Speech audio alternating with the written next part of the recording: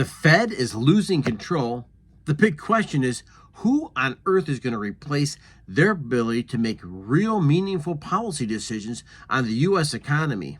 Today, we're talking about some really important things here. Make sure you're staying to the very end, because the fact is, these things here really do influence the United States, our stance as a world power, and at the very end of the day, at the very end of this video, actionable steps about how this affects your pocketbook and us on Main Street. So at what point in time, financial markets would hang on every single word of the Fed.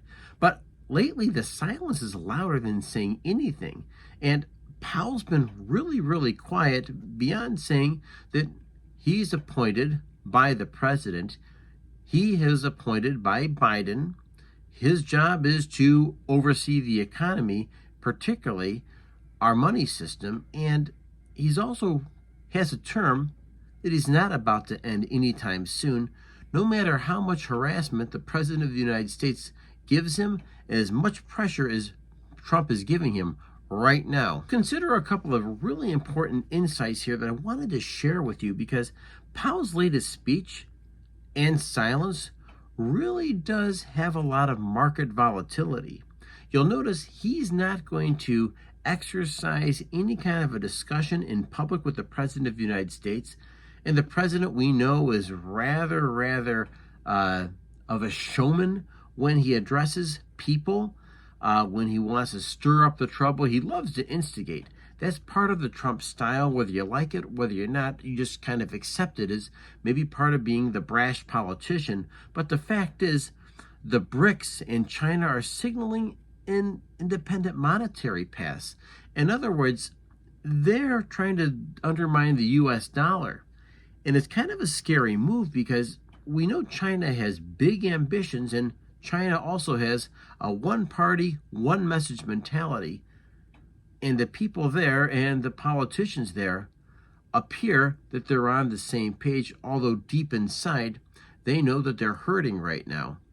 But they also know there's an opportunity to try to gain on the United States while this policy debate takes place.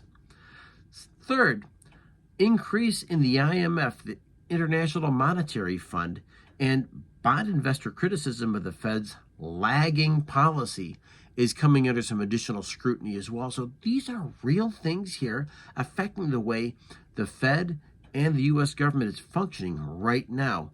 But the question becomes, who on earth is making the policy? Let's continue to dive into this one. Maybe there is a tactical value in why the Fed is relatively quiet, because the fact is, the Fed's silence sometimes signals something that they don't want to do, which is get out there into the pig pen and roll around with the hogs. They want to make sure they're giving clear, precise, thoughtful insights to the U.S. economy. They want to make sure they're offering strategy, not confusion.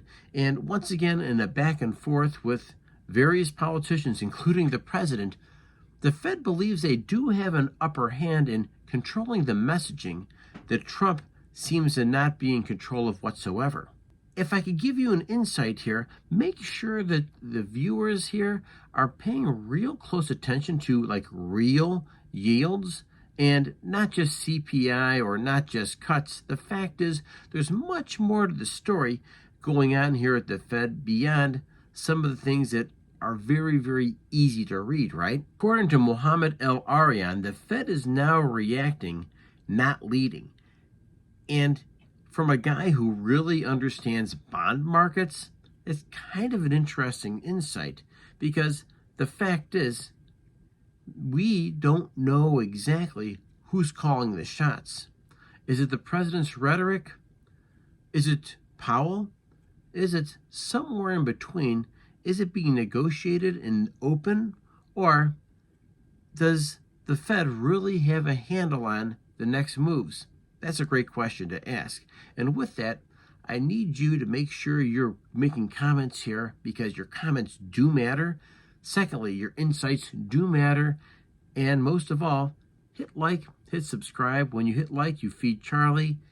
But your comments do matter a ton. Remember, the biggest battle we're fighting is the one between our ears. Stay healthy and celebrate your victories every day, and I'll see you in the next video.